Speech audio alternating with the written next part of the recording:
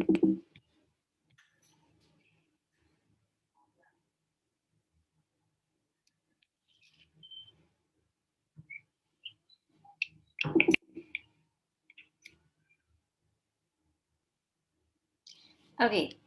Hi everyone. So welcome back to another session of MBA Pathshala. So today we're gonna start about reading comprehension on sociology. Okay. So this is something I would like to tell you all about. That we have started. We are conducting a Learn to Crack 2021 CAT in 4 months. Okay. This is an online mega workshop, and you guys can attend this session for free, and you guys can also invite your friends to attend this session. And these are the agendas which you can see that you gonna learn the various techniques with the help of which you can boost your score in CAT 2021. Apart from that, you can also go for like CAT questions using shortcut approaches, because this is the problem usually faced by a lot of students, that they feel that though our accuracy is not that bad, but the problem is time, that we consume a lot of time while solving one question. So these are certain techniques you're going to learn in that particular session, which is taking place on 1st of August. Timing will be 12 to 2 p.m. Okay, and these are the certain things you can expect. 12 o'clock, there will be 120 days prep plan at 12:30. CAT Quant score booster at 1:15 p.m. CAT Logic score booster. Okay, so these are the agendas, how you can score 99 percentile. That what are the shortcuts, what are the techniques by which you can save your time. And speakers are basically those people who are actually attempted the CAT, scored really good, and make it into the good colleges. That is IM alumni. Okay, so this is all about tomorrow's session. Again, I'm repeating, CAT 21 in 4 months. This is absolutely free. You guys can also invite your friends. Date is 1st of August, that is tomorrow, from 12 p.m. to 2 p.m. Okay, again, a reminder that 45 days CAT marathon by IM alumni online workshop series. Again, starting from 2nd of August, agendas will be to solve higher level CAT question. Obviously, sometimes we do face difficulty, and that we are absolutely capable of solving questions, but we do find it difficult to solve it in limited time. So that are the certain things you want to learn. Okay, next, 45 days. So this is how the particular 45 days CAT marathon gonna look like. Every week there are various topics on which faculty is gonna teach you, which are specifically designed from the CAT perspective. It means the kind of answers you're gonna expect are those answers which you can expect on your CAT examination. Okay. So this is how that particular CAT marathon 45 days cycle will look like. Okay. And finally, the CAT exam day. Okay, so proceeding to our today's topic, that is reading comprehension. Okay, so before starting reading comprehension, before we start solving this particular reading comprehension, let's talk about that, what exactly reading comprehension is and why is it there in CAT examination. Okay, so whenever we talk about reading comprehension, basically it seems like that, okay, passage is given to you, questions are given to you, all you need to do is you need to identify the answer and you have to write it down, correct? So basically we can divide passages into categories. One is explicit. If you face an explicit passage, all you need to do is questions will be given to you, you need to come back to the passage, you have to look at where this particular answer is mentioned. Okay, that's it. You need not to read between the line, you need not to extract the answer out of it. It will be clearly mentioned in the passage itself, and all you need to do is you need to just go through the passage and you have to look for the answer. Second one is implicit passages. Okay, these are the kind of passages which can be a little time consuming and can be a little difficult for the students. Okay, but with practice obviously you can find them easier too. But implicit passages are basically those passages in which single reading may not be just enough. information will not be explicit mentioned in the passage. All you need to do is you need to understand the author's point of view. Once you get the answer why author has written this particular passage, this is the time when you start getting the crux of the passage. Okay, so explicit, where answer is clearly mentioned in the passage, all you need to do is you need to find it, that where it is. Second is implicit, you need to understand author's point of view, and then you will be able to come up with the correct answer. Okay, now again there are two more categories. Some students come to me that what is the right approach for us. Usually faculties recommend that to save time, first we need to read the questions and then we should go for the passage. Okay, this is a technique which is actually works when it comes to saving the time. But the problem is that many students come to me and they say that, that whenever we read questions first, we sometimes feel that our accuracy decreases. Reason is that, many a time it happens that when you read the questions first, so you are so keen, you are so impatient to find the answer, you just want to get the answer कि कहीं से हमें बस answer मिल जाए, that you actually distort the meaning of passage. You actually end up, just you are simply finding the answer kahan pe. We are actually not understanding the passage, what the passage is talking about. So that's basically the biggest problem with certain students, not with everyone. Okay, it is not applicable on everyone. There are certain students who feel that reading question first helps them a lot in identifying the answer and in saving time as well. For some, it is a technique which they feel that we actually get distracted and we keep identifying the answer, we keep looking for the answer instead of understanding the meaning of the passage. Okay, so basically two techniques: first read the question, then go for the passage, or second is first read the passage and then go for the questions. Now, which one is suitable for you? That is something which you will identify once you start solving. I won't really recommend to anyone that, just go by a standard technique. No, everyone has their own weaknesses, everyone has their own strengths. So identify yours. There are only two. 5 passages will be enough to identify that which technique is actually working for you. Okay, so solve 5 passages and you'll easily identify which is working better for you.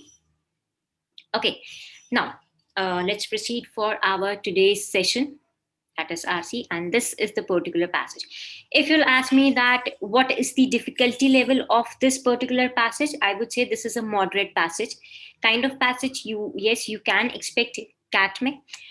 Okay, moderate level, not difficulty level is not really high. And if this type of passage appears in your examination, make sure you attempt it. Okay, so because difficulty level moderate hai, it's not that difficult at all, that we should skip this. And number of questions, let's see, number of questions 1, 2, 3, 4. Decent number of questions too. So as I think I have told you in previous session that whenever we decide RC, that whether we have to attempt it or not, we see two things: number of questions and difficulty level. Okay, chalo, proceeding for the passage, let's read it first and then we'll understand it thoroughly and then we'll proceed for the questions. Okay. Few realized that the government of China, governing an empire of some 60 million people during the Tang dynasty, implemented a complex financial system that recognized grain, coins, and textile as money. Okay, so we are talking about the government of China. Population around 60 million, era Tang dynasty. Okay, so there were basically 3 things which were accepted as a currency, that is grain, coins, and textile. Coins did have certain advantages. They were durable, recognizable, and provided a convenient medium of exchange, especially for smaller transactions. However, there were also disadvantages. A continuing shortage of copper meant that government mint could not produce enough coin for the entire empire. To the extent that for most of the dynasty's history, coin constituted only a tenth of the money supply.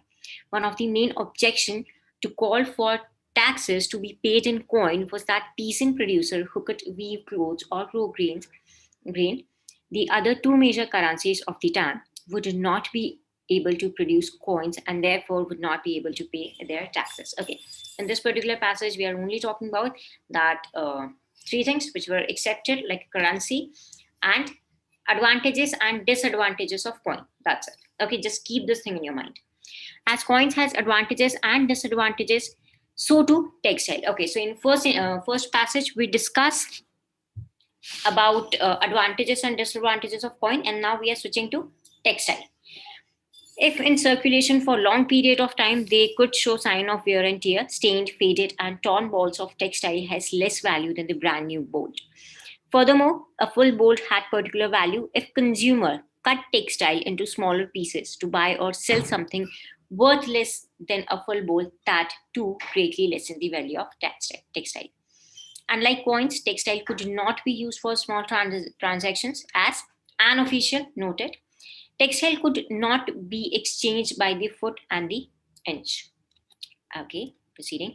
Here we discussed disadvantages of textile. But textile has some advantages over coins. For start, textile production was widespread and there were fewer problems with the supply of textiles. For large transactions, textile weighed less than their equivalent in coins, since a string of coins could weigh as much as 4 kg. Furthermore, the dimensions of a bolt of silk held remarkably steady for the third of the 10th century, 56 centimeter wide and 12 meter long. The value of different textile were also more stable than the fluctuating value of coins. Okay, so here we are talking about advantages of textile. Okay, so basically, if we see, the entire passage is divided into paragraphs, and one single paragraph is talking about one topic only. The government also requires the use of textile for large transactions. Coin, on the other hand, were better suited for smaller transactions. And possibly, given the cost of transporting coins for a more local usage, grain, because it rode in easily, was not used nearly as much as coin and textile, but taxpayers were required to pay grain to the government as a share of their annual tax obligation. And official salaries were expressed in weight of grains. Okay, so till here we talked about textile. From here we started with the third currency. There were three currencies: coin, textile, and grain. We spoke about coin, we spoke about textile, and now we are talking about grain. So till here we are done with grain. Now let's see the last one. In actuality, our own currency system today has some similarities, even as it is changing in front of our eye. We have cash, coin for small transactions like paying for parking at a meter, and banknotes for other items, checks and debit credit cards for other, often larger types of payment. At the same time, we are shifting to electronic banking and making payments online. Some young people never use cash and do not know how to write a check. Okay, this is happening a lot nowadays, that people are not really aware of how to write a check, or how to go with banking system, because they are so much habitual with they are so much habitual with our online thing, digital thing. We are just transferring the money, we are having transaction with just with a click. Okay, so this is all about our passage. I hope this was not that difficult. Now let's proceed for the questions. Now, in the context of passage, which one of the following can be inferred with regard to the use of currency during the Tang era? Okay, one thing you guys need to keep in your mind whenever you are solving whether RC or any other question related to verbal, it's always advisable to go for elimination method. Okay, obviously you have to read every single option. You cannot just skip it like that. कि नहीं ये नहीं पढ़ना है, मुझे तो लग गया फर्स्ट वाला करेक्ट है, मैं तो मार्क कर दूंगा. No, that should not be there. You anyway read all the four options. Okay, so instead of just identifying the right one, see that which one is actually incorrect. Okay, and keep eliminating it. Okay, proceeding for the options. Currency usage was similar to that of modern times. Okay, so we need to infer. It means on the basis of available information, we have to come up with the additional information we can talk about Tang era and currency. Now, currency usage was similar to that of modern times. Okay, this is given in last paragraph. Here have some similarities. True. So we can keep this as an option. So let's keep first as an option. Currency that deteriorated easily was not used for official work. Okay, so this is actually not correct. Reason: grain, because it rotten easily. It means उसका quality आराम से गिर जाता है, but still use हो रहा था वो. True. It was still using for government purpose only. In fact, official salaries were expressed in that only. So this is absolutely incorrect. So we cannot infer this. Iska absolute opposite is given in the passage. Now, copper coins were more valuable and durable than textile. Okay. Can this be inferred? Let's see. Second one. Second one, mein all we need to see is coin ke advantages. Okay. So basically, if we come to our passage, it can also be keep it as an option. Let's keep it. Now, grain were the most used currency because of government requirement. Okay. Going back to the passage, was not used nearly as much as coins and textile. So this is absolutely opposite to what is written in the passage. Sorry. So definitely we can easily eliminate this because absolutely opposite written to option B and D. Now I'm left with only A and C. Now, in the context of passage, which one of the following can be inferred with regard to the use of currency during the time era? ठीक है, currency के बारे में. Now we are left with only two options. That currency usage was similar to that of modern times. Can be said. It is written in the last passage, paragraph of our passage. So yes, copper coins were more valuable and durable than textile. That is not there. Why? Because we are not comparing. That might be durable. Okay, because textile se durable hai. But valuable, we haven't actually measured the value. Every single currency had its own value. Okay, like textile, it was used for larger transactions, bigger transactions. Why? Because coins were not that, in case of a larger transaction, coins won't be that handy. So we need to use textile. In terms of making small transactions, coins were there. Okay, so we cannot really measure that which one is more valuable. It's all about the convenience. That small transaction के लिए obviously I am not gonna cut my entire bolt. Suppose मेरे पास में एक बड़ा सा general example लेते हैं 10 feet का बोल्ट है, अगर मैं उसको 1 फीट काट दूं, ठीक है, सो मेरा वो यूजलेस हो जाएगा. So we were actually comparing the pros and cons of every single currency. We haven't said anywhere that which one is more valuable. So that's why C doesn't make a proper option, but A does. So our correct answer will be A. I hope I'm clear with this. If you guys have any doubt in this one, please come up with it. Okay, next. According to the passage, the modern currency system share all the following features with that of Tang, except that. Okay, so we have to come up with modern currency system and that Tang era ka currency system जहाँ पे similarities थी. Okay, except one. So that option which is not similar, which is not showing the similarity between modern currency and Tang era currency, that will be our answer. Okay, it uses different material as currency. Yes. Reason? That I'm so sorry. So that one last passage is talking about various modes like credit cards, debit cards, and Tang era was actually having textile, grain, and coins. So yes, there were. Now, its currencies fluctuate in value over time. Yes, that happens too. Fluctuations हर जगह था currency में. Coins का जहाँ पे we were talking about and textile का, especially textile का अगर fluctuate करे value का. So yes, fluctuation was there. पहले भी और अभी भी modern era में भी है. It uses different currencies for different situation. Yes, we are also using C. It is given in the last paragraph. If you see, transaction like paying at parking meter, we have cash. ठीक है. Check and debit card for other, often larger. ठीक है. So we also have different modes of currencies. कहीं पे हम digital currency use कर रहे हैं, कहीं पे हम कैश यूज कर रहे हैं. So and for different situations also. Why? Because जहाँ पे I need to make small transaction में कॉइन्स या कैश यूज कर रही हूँ, जहाँ पे मुझे larger transaction करना है, वहाँ पे I'm using debit card or credit cards like that. And same is happening in Tang era also. Small transaction के लिए coins were there, and for large transactions there were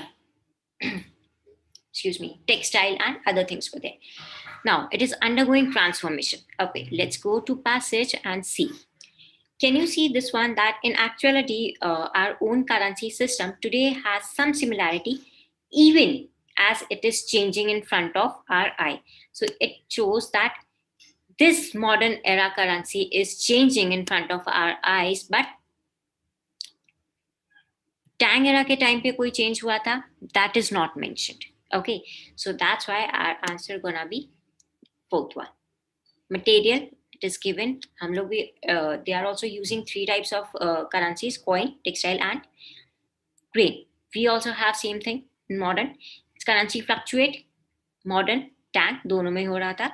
It uses different currencies for different situation. Yes, हम लोग भी smaller के लिए cash use कर रहे हैं, वो लोग पॉइंट्स यूज कर रहे हैं. फॉर लार्जर के लिए we are using debit credit cards, they are using textile and everything. Okay, undergoing transformation, yes, we are. It is given in the last passage here. Even as it is changing in front of our eyes. Currency, our own currency system today has some similarity. Even it is changing. That is our currency system. So that's why my answer will be fourth one. Okay, proceeding. Next, if you guys have any question till here, you guys can come up with it. Now, when discussing textiles as currency in the Tang period, the author uses the word steady and stable to indicate all the following except. Okay, so textile ke liye author has used word steady and stable. Now, I need to show that which things were steady and stable and which was not. Now, reliable supply, reliable measurement, reliable quality, reliable transportation. Okay, let's go back to passage. Now see the second. Widespread, fewer problems with supply of, there were fewer problems with the supply.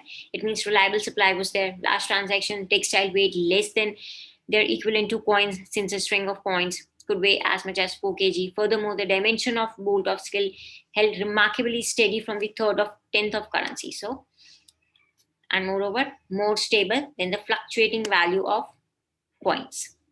So we can say that supply was there, measurement was also there, quality was also there, but we don't know that whether there was transportation tha ya nahi, because transportation ke bare mein nothing has been mentioned in the passage. So this is more like that I cannot comment over.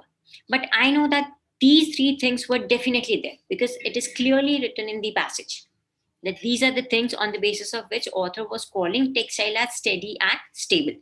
But about transportation, nothing is mentioned. So we can assume that maybe transportation was not that reliable. So our answer gonna be fourth one. Now, during the Tang period, which one of the following would not be an economically sound decision for small purchase in the local market that is worth 1/8 of a bolt of cloth? Okay, so thing is that if you are buying something and making a very small purchase, so which is not an economically sound decision, that means something which is not a wise decision and can causes loss, and value of that particular thing is 1/10 of a bolt of clothes. Okay, it means 1/10 जो पूरा bolt of cloth आता है, bolt of textile आता है, उसका 1/10 part, इतना उस छोटी सी चीज का value है. Okay, so what should be the correct way? So we need to identify an answer which would not be. It means that way in which we should not purchase that thing. We should not use that mode of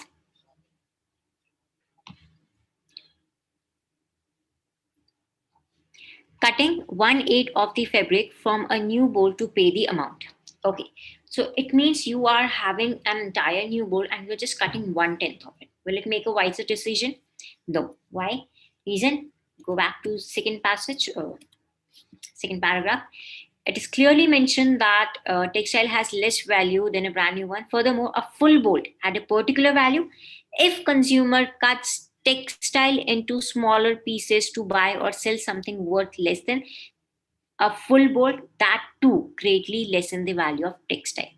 So we can say that if we gonna cut that brand new bolt, that won't be a wiser decision because that will cause loss and that will eventually decrease the value of that particular bolt. So I should not cut that. So this is something I can keep as an option because ये economically sound नहीं होगा. Let's keep this as an option. Let's see B1. Making the payment with the appropriate weight of grain. Okay, so that makes sense. कि because it is clearly written appropriate weight. It means we are paying that much only जितना वो small purchase का worth है. It means अगर 1/10 का textile worth है तो उसी particular चीज का grain में जितना appropriate value है उतना ही we are paying. So that is a sound choice. जितना we are receiving उतना ही we are paying. So we can eliminate this because this is economically sound decision. C says using coins issued by government to make the payment. Okay, this is again because anyway हम यहाँ पे small purchase का बात करें, we are talking about small purchase here, and using coins issued by the government to make payments make total sense because as it is clearly mentioned in the passage many a times that coins on the other hand were better suited for smaller transaction given.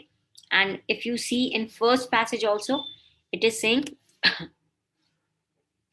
especially for smaller transaction what coins के advantages. Okay, so even third one is also appropriate. It is an economically sound decision.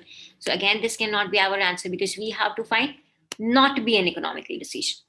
D says paying with a faded bolt of cloth that has approximately the same value. Okay, so it is clearly mentioned in the passage only. Let's go back to the passage. It says that that if in a circulation for a long period of time they could show sign of wear and tear, stained, faded, torn bolt textile has less value than the brand new one.